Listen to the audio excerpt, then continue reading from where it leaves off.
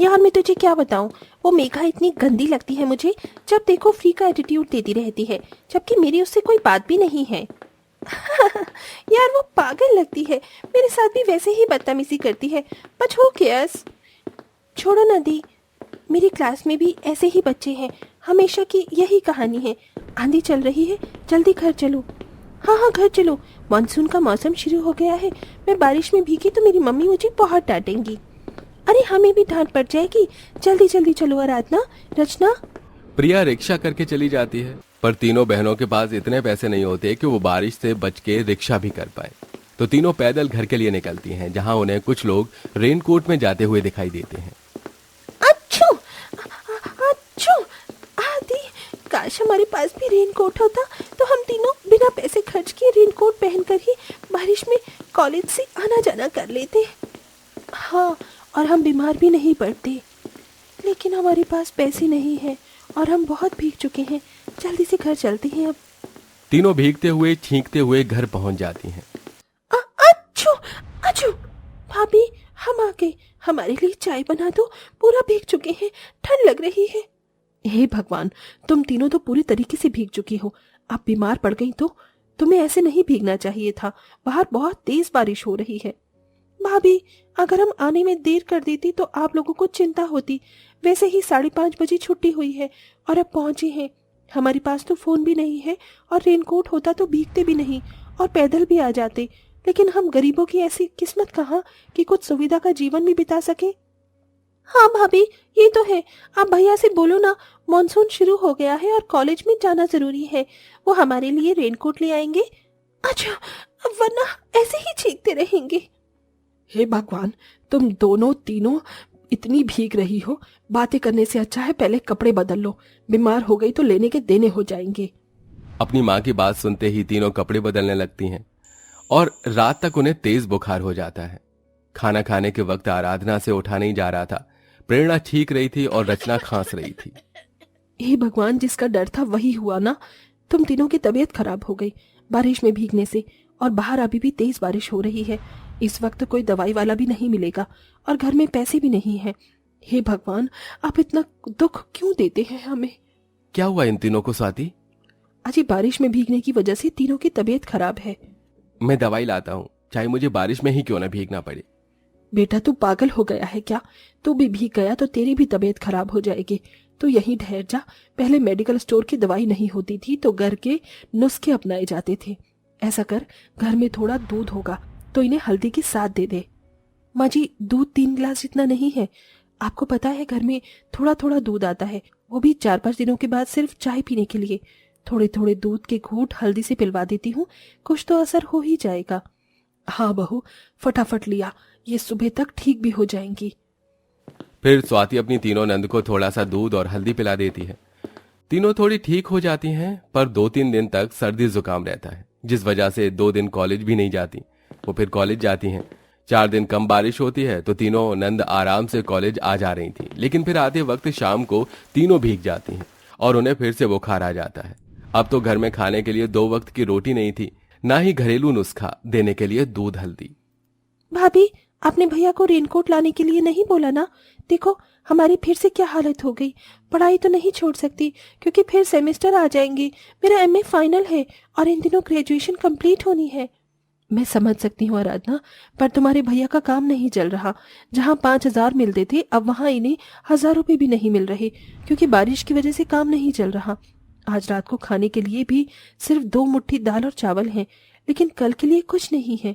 भाभी, मैं बारिश में बार बार नहीं भीग सकती। भैया को बोलो यहाँ रेनकोट बना कर दो।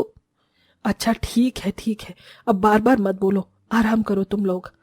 मेरे आंचल में 5 रुपए बंधे हुए हैं, बहू को बोल देती हूँ वो जाकर अदरक ले आए, तो इन तीनों को अदरक का रस पिला दूंगी। खांसी जुकाम सर्दी सब चला जाएगा। तभी अवंतिका अपने आंचल में से बहू को 5 रुपए देती है और वो बारिश में सिर पर किसी बोरे को लगाकर अदरक लेने के लिए निकल जाती है। अदरक लाते वक्त वो बहुत परेशान होती है। भगवान जी, मुझे कुछ समझ नहीं आ रहा कि मैं क्या करूं। ऐसे तो बार बार मेरी तीनों ननद बीमार होंगी, वो अपनी परीक्षा भी नहीं दे पाएंगी और उनकी शादी भी तो करनी है।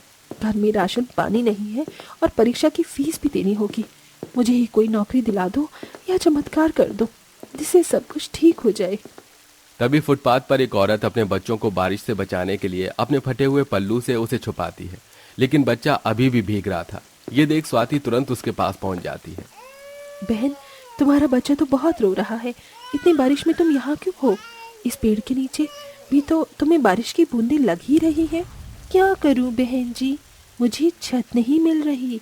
किसी के घर के नीचे बैठ जाती हूँ तो वो मुझे भगा देता है। मैं और मेरा बच्चा बहुत परेशान है।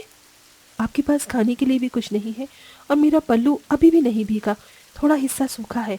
ये लो ये बोरी, अपने बच्चे को बचाओ और रुको, मैं तुम्हें अपना सूखा पल्लू देती हूँ। अपने बेटे को सुखा लो वरना बीमार पड़ जाएगा। स्वाति अपना पल्लू फाड़कर उसके बेटे को सुखवा देती है और उसमें लपेट देती है, जिससे अब उसका बच्चा भीगता नहीं है। स्वाति जैसे ही वहां से जा रही होती है, रुको स्वाति, तुम कहाँ जा रही हो? अरे वो बच्चा और औरत कहाँ गए? चिंता मत करो, वो मैं ही हूँ जो तुम्हारी परीक्षा ले रही थी। इस बारिश में भी तुम्हारे पास कुछ नहीं है, लेकिन तुमने मेरी मदद की, इसीलिए अब मैं तुम्हारी मदद करना चाहती हूँ। ये लो, ये एक जादुई कपड़ा है, इससे तुम्हारी जिंदगी आसान हो जाएगी। पर मैं क्या करूँगी, मुझे ये नहीं चाहिए। अरे ये तुम्हारी नेक दिली का तोहफा है, इस्तेमाल करने से तुम्हें इसका मोल समझ आ जाएगा। परी की बातें स्वाति की समझ से परे होती हैं और वो कुछ पूछती इतने में परी गायब हो जाती है। स्वाति उस कपड़े से अपना सिर बचाकर आती है और वो बिल्कुल भी नहीं भीगती। घर आते ही वो अपनी तीनों नंद को अदरक का रस पिला देती है और काम करते वक्त उसकी नजर बार बार उस कपड़े पर जाती है। मुझे तो अभी तक समझ नहीं आया कि उस परी ने मुझे ये क्यों दिया। आखिर क्या करूंगी मैं इसका? पर छोड़ो, मेरे पास सिलाई मशीन रखी है, ये इतना कपड़ा तो है नहीं कि अपनी तीनों ननद का रेनकोट बना दूं। वो भीगेंगी नहीं, थोड़ा थोड़ा प्लास्टिक सा है ना। अब तो घर में पानी की एक दो बूंद भी टपकने लगी थी, जिससे गरीब परिवार और परेशान हो जाते हैं।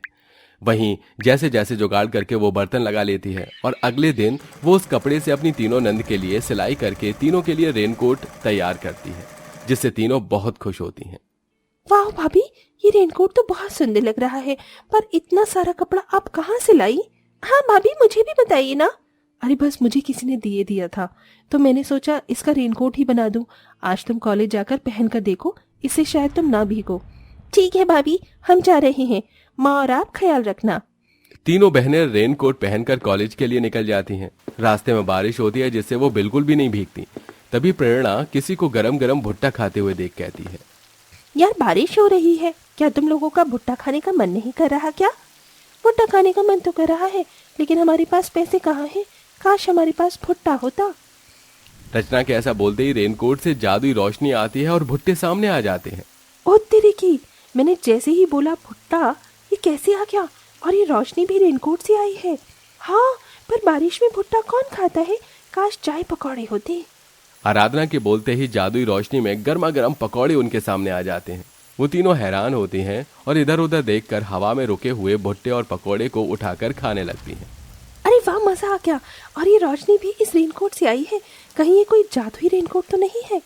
मुझे लग रहा है ये जादुई रेनकोट है, हम इसे घर पर जाकर आजमाएंगे। चलो जल्दी चलो। भाभी की तीनों नंद जैसे ही घर पर जाती हैं तो प्रेरणा कहती है, जादुई रेनकोट, हमें लगता है कि तुम जादुई हो। अगर ऐसा है तो हमें ढेर सारा अच्छा अच्छा खाना दे दो। प्रेरणा के बोलते ही जादुई रोशनी में बहुत सारा खाना प्लेट के अंदर आ जाता है और वो अपनी माँ और भाभी को खाना खिलाते हैं। हे भगवान, हमारे घर में इतना सामान ही नहीं है कि ये खाना बन पाए, और पैसे भी नहीं है। तुम ये महंगा खाना कहाँ से लाई हो? बताओ, कोई चोरी वगैरह की है? नहीं नहीं माँ, आप मुझे गलत समझ रही हैं। हमने ये खाना कहीं से नहीं चुराया है। आपने जो हम तीनों को जादुई रेनकोट दिया है, ये वहीं से आया है। अभी मैं आपको दिखाती हूँ। जादुई रेनकोट, हमारे घर में बारिश का पानी टपकता है, इसे इतना मजबूत घर कर दो कि हमें रात में परेशानी ना हो। तभी आराधना के रेनकोट से ऐसी पीली रोशनी निकलती है कि पुराना घर नए घर में बदल जाता है। सास बहू फिर हैरान हो जाती हैं। अरे सच में, मुझे तो लगता है दीदी का रेनकोट जादुई है। देखो ना, हमारा घर कितना नया हो गया। अब हमें सोने में तकलीफ नहीं होगी। थैंक यू भाभी, हमें ये जादुई रेनकोट देने के लिए। इसकी कोई जरूरत नहीं है। अब मुझे समझ आ रहा है कि वो औरत ऐसा क्यों बोल रही थी कि मुझे वक्त आने पर ये सब पता चल जाएगा। जादुई रेनकोट, हमारे घर में पैसे आ जाए। तभी तीनों के रेनकोट से पैसे निकलने लगते हैं, जिसे सास बहू संभाल लेती है। अरे वाह माँ जी, ये तो इतने सारे पैसे हैं जिससे हम इन तीनों की शादी भी कर पाएंगे, दहेज भी दे देंगे और खुद भी खुश रहेंगे। हाँ बहू, इतना तो मैं समझ चुकी हूँ। जो भी इस जादुई रेनकोट से मिल रहा है, ये सब तेरे कर्मों का फल है। हाँ माँ जी। इस तरह गरीब परिवार में जादुई रेनकोट बहुत बड़ा सहायक होता है। उनके घर में अब खाने पीने की कोई कमी नहीं थी। तीनों नंद अपना कॉलेज फीस भी भर देती हैं और धीरे धीरे तीनों नंद की शादी हो जाती है, जिसके बाद अब सब खुशी खुशी रहने लगते हैं।